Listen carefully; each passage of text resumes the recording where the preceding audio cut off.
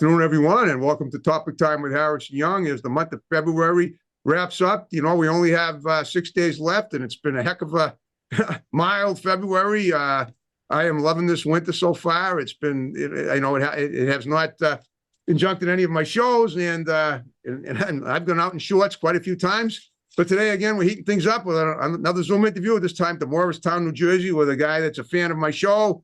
He likes the podcast that he saw of me, and we're going to have him on. We're going to talk about his career and what he does and all that stuff. But before we get to him, we're going to read these great underwriters, and then we will commence per usual. So we get Pals Driving School in Middleborough, setting up the speed classes for April and June. You can check the website for that. We have a new one, Restyle Consigners in Cohasset.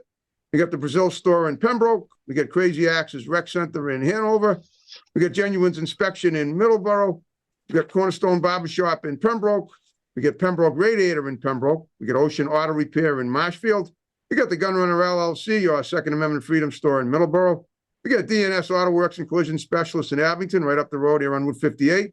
We got Plainville Smoke Shop and Spirits in Plainville, in the selling of lottery, beer, wine, cigarettes, and other assorted items. We got Salon Giovanni in Marshfield, and that's it. I want to thank you guys very much. And now, officially, Doug Cirillo, my guest at his home, I guess, down there in Morristown, New Jersey. Thank you for doing my show today. No, of course. Thanks for having me, Harrison. And yeah, coming to you live from the home front here. Okay, good. I noticed you got you. I can see your backdrop is a little out of focus, but oftentimes when you have such a good-looking dude like you want to make your contours as clear as possible. But I'm sure your home is beautiful too. I can tell. Well, we're in the middle of homes right now. So what you're seeing is like a temporary apartment and like kind of like stationed the desk in the bedroom. So it's not really anything to show off. So I've gotten really used to the blurred background on these Zoom meetings. Because most of the time when I do a Zoom interview, we see, we get a clear view of the background, but if not, that's okay too. I guess it's the guest that matters. But I like to, I like to make observations and, and point stuff out because that's what people like, the media do. That's kind of our MO. All right. Okay. So you're a guy that works. You've had experience. You told me just before we started that you're a digital marketer. Is that what your profession is now? Yeah, I work in marketing. So first, like Carl, who was a guest of yours a couple of months ago, and who turned me on, and again, big thanks to him because I am a fan of the show. Yeah. Right. So he works in marketing. I believe the kind of stuff that he did, I work more on like the stuff that enables the underlying technology that helps to enable like marketers to be able to do their thing. So kind of that semi creepy layer of like, hey, understanding who customers are, trying to anticipate what their needs are, using data to do that and to make sure that we're doing a good job. And then to be able to actually communicate through email, text message, what have you, all of that fun stuff. Does that include any advertising where you create ideas for commercials, or is that part of it? When I think could it be, or is it potentially, or what? You let me know. No, totally. That's a component to it for sure. So like for anything else, like, hey, we know and can like build out like audiences based on who we've known has visited like our clients' properties, what they've done, and like across different channels, be able to, hey, we know you've consented to us knowing who you are, and then we can market to you accordingly, and work with our partners too to market things that are hopefully in line with what you're interested in. That's the. Well, it sounds to me like a lot of what you do has to do with taking surveys. Is that right? Surveys are one component to it, but even like you browsing on a website tells us a lot. So you like, let's say if you're on Amazon, right? You go on a product page, you're looking at it. I know a lot about what you're interested in, what category of products you're interested in, what the product is, probably specs around that. So I can start to build a profile around who you are, what you are. And over time, as you continue to do that, even if you don't tell us anything explicitly, I know who you are and what it is. Yeah. I mean, that's. All right, no, I'm glad you brought that up because I order stuff on Amazon regularly. I order protein powder on Amazon, which is made with fresh cocoa, no trans fats. Hopefully, I'm pretty lean, so that's probably a good sign that it's right. Lately, I ordered them, that product. I'm just wondering. My guess is that if you probably have a certain sample demographic of Amazon customers that you reach out to all over the country. Is that it? And then figure out how you're going to market stuff to them. Is that how that works? Well, yeah, a little bit. Like, let's say, like the Amazon was just an example. I don't work directly with Amazon for sure. Okay. Like, I tend like the company I work with tends to work with like large enterprise level clients that are in like the commerce, travel, and other spaces. But it's like very similar to what it is that you're describing, right? So Okay. think of like, hey, a travel company or airline company. You've shown interest in going to places or propensity Yeah. to go and travel to like multiple places or places of a certain type that have like a certain aspect to them. So we know that, hey, this is what you're interested in. Those emails that you'll get for like, offerings, Oh, coupons, yeah, yeah. discounts. Like that's informed. Just knowing Okay. what your buying That's also history how is. my email my email gets shot down because it gets so filled with thousands every day that it now that I can't even send them anymore. I don't even bother with email now. So aggravating, but that's okay. There are other ways. Yep. Do you reach people through texting as well? Because texting is something. I mean, if you're gonna tell me that you can get me a $40 discount on a bag at Coco, you're better off texting me than emailing because I don't even look at my emails anymore. My brother, who knows he's pretty savvy in computer technology, he helped me with it for a while. And now I don't even bother going to my email anymore because it's going to tell me the same thing. It's just going to keep getting jam packed. And now I have a thing where we're sending emails. It's just, if you have too many, I've literally had thousands. I had to delete about 50,000 emails I think it was in the fall of 2021, and it was really annoying. And yeah, not an uncommon problem. And yes, sure to answer your question, yes, like SMS or text messaging is certainly like a channel. It's right. like anything else, right? Yeah. You have to make sure that you're sending the right message to the right person at the right channel Correct. at the right time, or else it becomes just noise. And you don't want it to be noise. You want to resonate and make sure that noise makes noise translates into scams to people. That's why. right. And Yeah. actually, it's a quality over quantity. So like when I worked at Sotheby's years ago, Oh, okay. and The auction people, right? that's right, 100% right. And what we found out in terms of marketing smarter and email, this is just an email example, but Yeah. where they used to send a lot of emails before the team that we came in and kind of like rethought like their digital Okay. experience. We like, hey, let's go for quality. Let's send less emails and more interesting emails for people to people based on what it is that they've actually looked at or demonstrated an interest in, right? Okay. And so it was like we pulled it down and we started sending half the emails, but in doing so got double the interaction and response rate. So there's something about, like, to your point, like, don't drown people in messages. Just send a message when you think that you think is interesting, right? And that you think it's interesting to the person you're sending it to. So all right. So basically, when I'm trying to figure out, and in a minute I'm gonna profile you and figure out how you got where you're at, and as a younger guy, whatever. How do you make a living by doing that? When have you scored a hit? Meaning like a sale or whatever it is that you need to score in order to know that you're successful. No, great question. So I ask on my show, but go on. no, okay, sorry, didn't mean you were no, it's fine. I like that. I'm down with it. But go on. Well, typically a company that we work with already has in their mind like their high level business goals, like right. So they know who they are and they know what they want to achieve, but they're finding it difficult to get there because, hey, they may be like, let's say, more of like a successful, very recognizable but legacy brand. And so over time, there's other challenges that come up that are leveraging technology. And if the older and larger a company you are, the harder it is to transition over to new tech.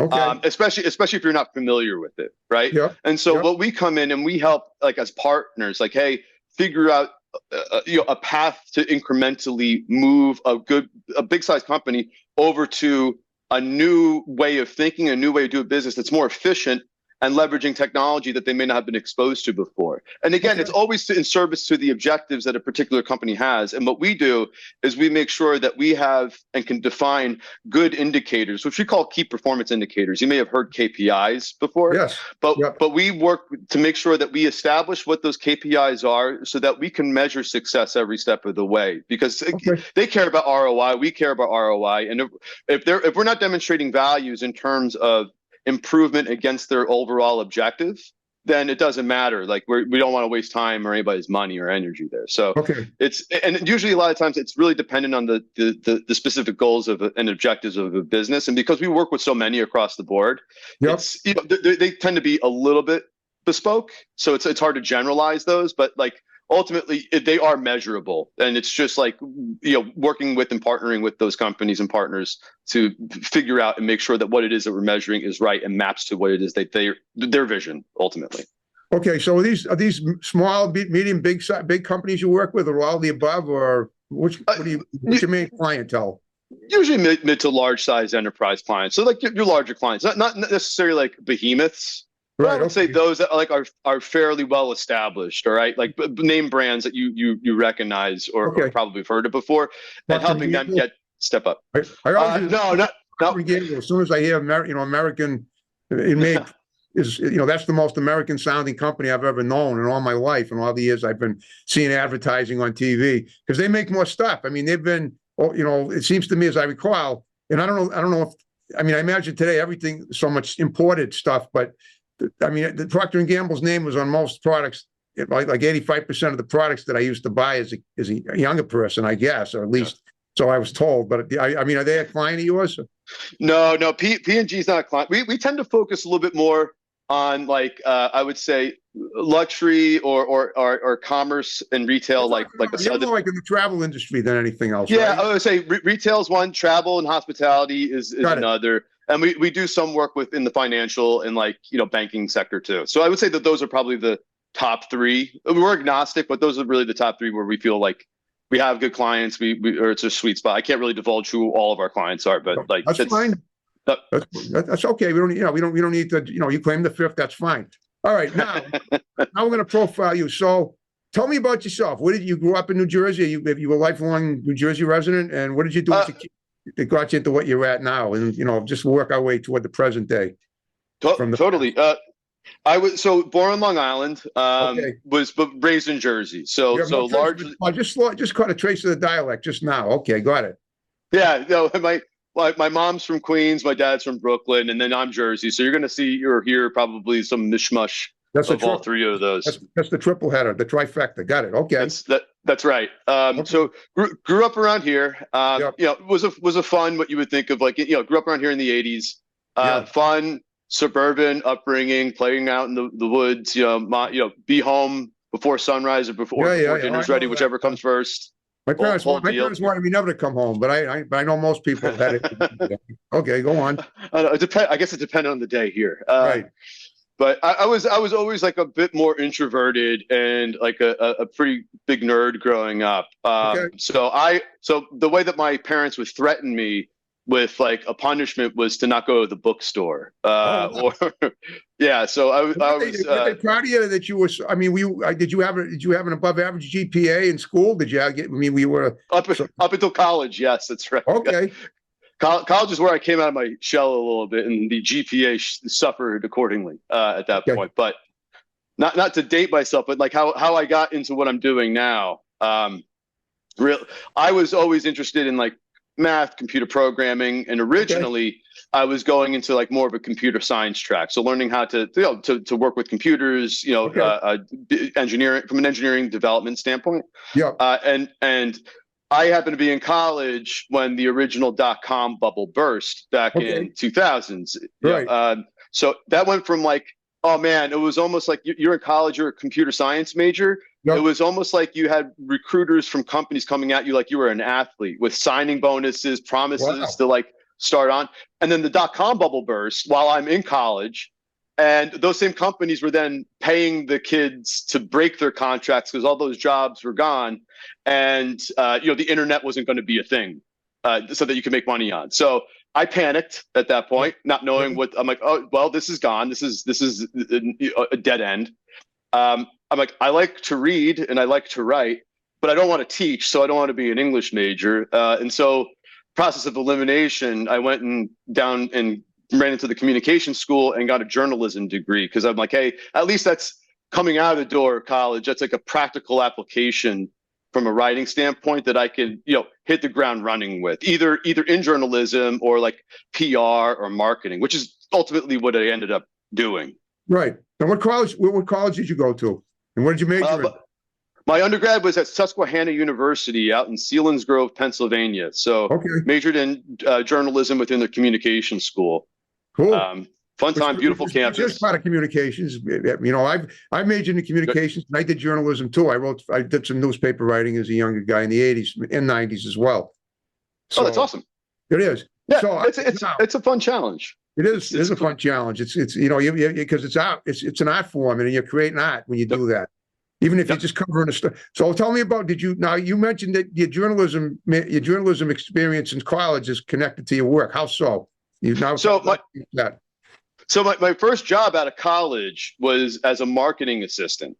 So that's really where I could apply some of the writing, some of the thinking from a journalism PR perspective there. Okay. And I actually worked for the Morris County Park Commission. Actually, what was similar, I used to have to run and tape some of their public access shows as well. So very similar in style to what you're doing, but much more oriented around like community, what's happening, what's going on in the park systems. But as I worked there for over a couple of years, all of a sudden, all of those tech jobs started to come back and creep up again. And so then I'm like, okay, you know what? This has been fun. I understand a little bit now. I've been exposed to like marketing outside like the technical aspect of it. Started to apply again for some of those developer and engineering jobs that were coming back up, like computer programming.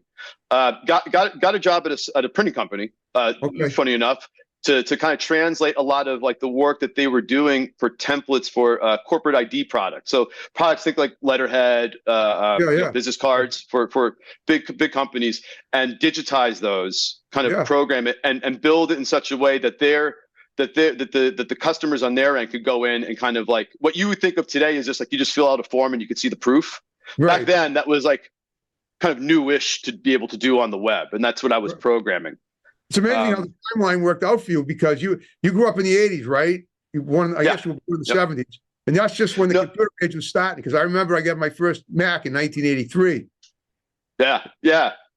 So I don't know, you were probably just about, I don't know about, you were probably a little kid, I mean, a young kid then, but then as the 80s progressed and Stephen Jobs took everybody to the next level and IBM and all those big corporations, that opened a lot of doors for you, right? Oh, 100. I was a late Apple adopter. I was always a PC guy growing up, and I'm one of those. I'm kicking myself because I hard admit that I'm an Apple guy now. But yeah, totally. Like if you were to follow that stream, like he reinvented it the first time, went away, and then came back and did the same again. So like as much as everybody wants to give him like a lot of crap, like he is a great he did a lot in pushing the envelope. It looked like him too, by the way. I'll take that. I'll take that as a compliment. It's the black hat and the black glasses. Yeah, I know what it is. It's the look. It's the look of technology, and you have it. That's great. Okay, so are you now at this point? Are you self-employed now? Is that, or do you work for some? I mean, you work for a big corporation? No, I don't. I work for like it's a mid-sized level agency, like a technology and product development agency. So just joined there last summer. I have worked with them over the course of a lot of clients. Normally, I was the person on the inside helping to build like internal teams and partnering with them as an agency partner. They've convinced me to jump over happily because we've worked together so often and we've done it for so many different clients that we're like, hey, a lot of this is repeatable. Instead of us, like let's work together and tag team this and like make this like a more efficient go-to-market offering, because a lot of what I do on the marketing technology solution, a lot of what they do on the custom product development, like building like custom solutions for clients, like that's a good like double team offering and stuff. And both of those things are aspects of technology that most companies need. So it's fun. Mid-size, it allows us to be a little bit flexible, a little scrappy, but it also allows us to be kind of needle pushers a bit, like push the envelope, so we could take and we tend to be a little bit less averse to risk and have a lot more fun doing so. Okay. Does any of this include like stocks and 401ks? I mean, the financial. I mean, do you have anything to do with? Do you have anything to do with investments? Is what I'm getting at. Do you do any financial consulting as well? Oh, do I do a financial consult? You wouldn't want me to be your financial consultant. I'm not saying I would. No. I'm just asking if you do it. No, I don't. In fact, my dad, who's now retired, was a financial consultant, so he is still the one I turn to for anything that requires more than like even up to and down to like my my 401k allocation. I don't trust myself to know. I was never good at it. It's I know funny for some of that, like math. business too, so I still turn to him in his 80s now to help me with that stuff. So Right. I know, so No. I totally get that. That's great. Okay. Yep. Okay. So yeah, now, so what do you, I mean, do you do like a 9 to 5 thing, or do you have an office? Do you have or do you work out at home? Does it depend on every day is different or what? No, tend to work primarily out of the home. Okay. I do like, so the company I work for, they're actually headquartered in Reykjavik, over in Iceland. So All right, I nice. try, yeah, it's beautiful, especially in the summer. Cold, but I no, tried, now it's cold, but yeah, I go in the summer, see the midnight it's sun and all that stuff. Yeah. Okay. 100%. Yeah. But I tend to go there maybe like once a quarter, if not a little bit more frequently. It's good to like, I know everybody today, or a lot of people today, are very happy with the complete remote. I tend to like a little bit more of a blended, and kind of like mix of both in person and remote.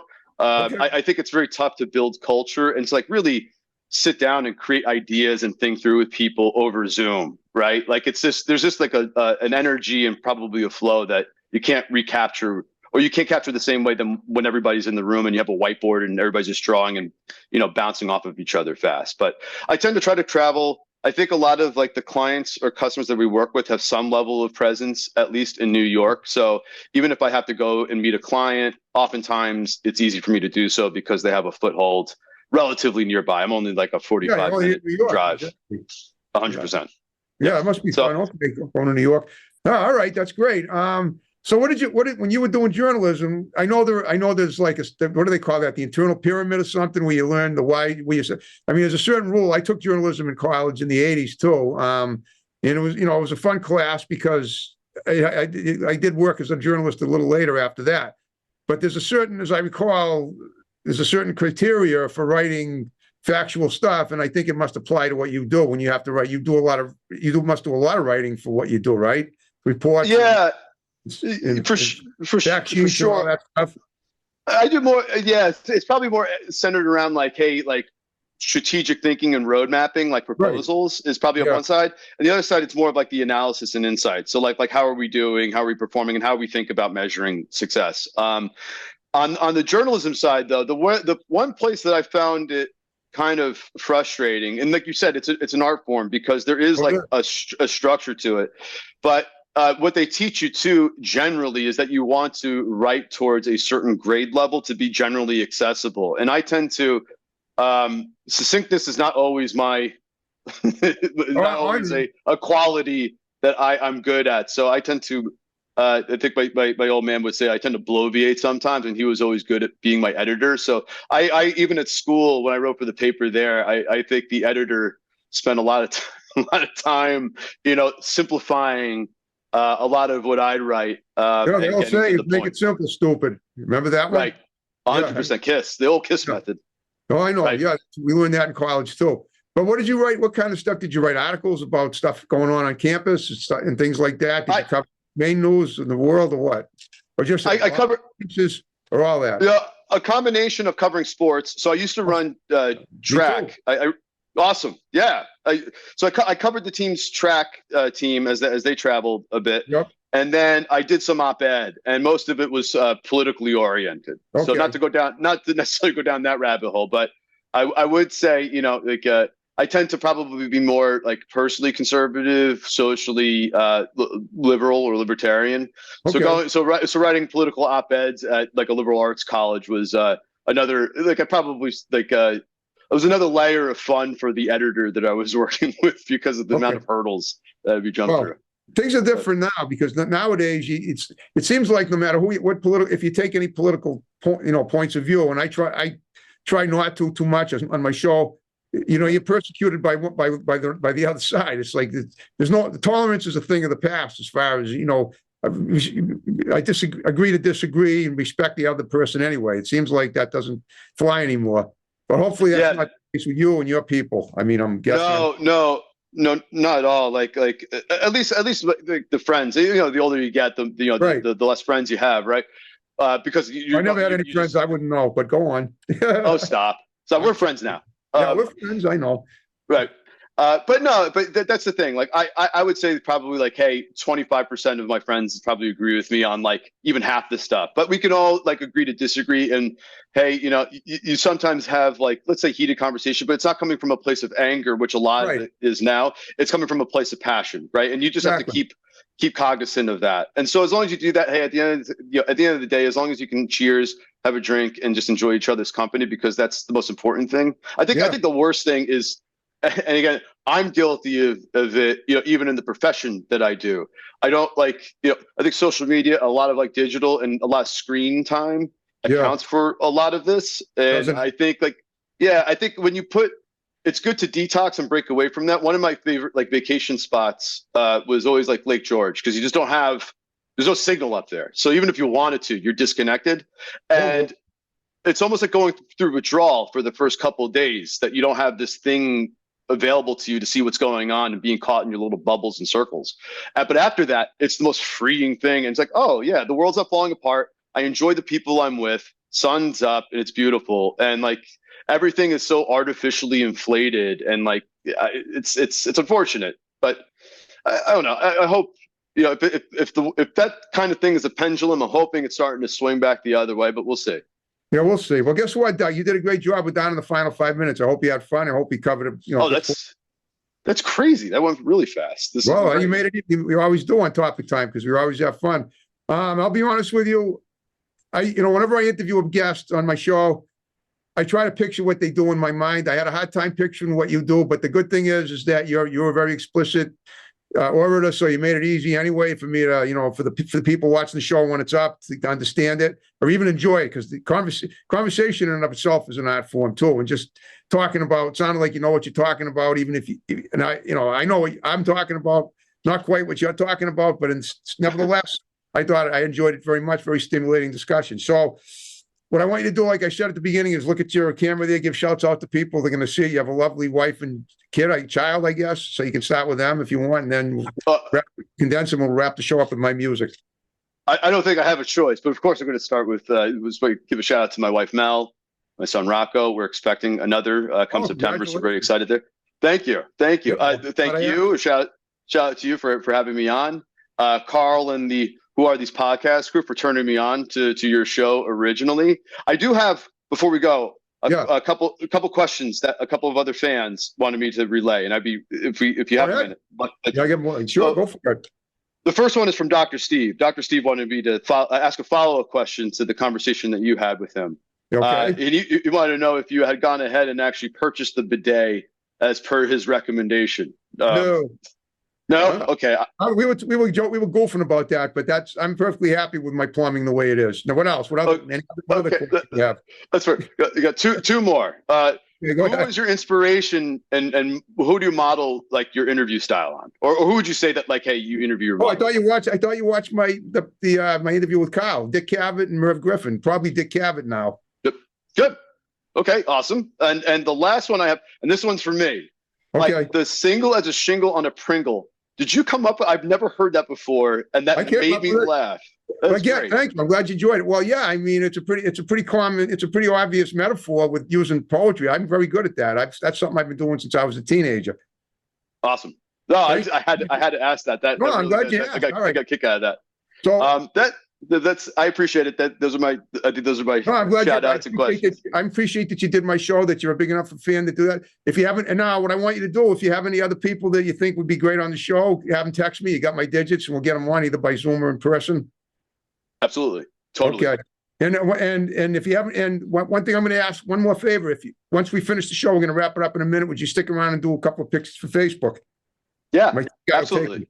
All right, folks. Thanks for watching Topic Time. We had a great show. More on to follow. Keep watching. See you in March. I think next week it's March. So see you then. Take care. Bye-bye.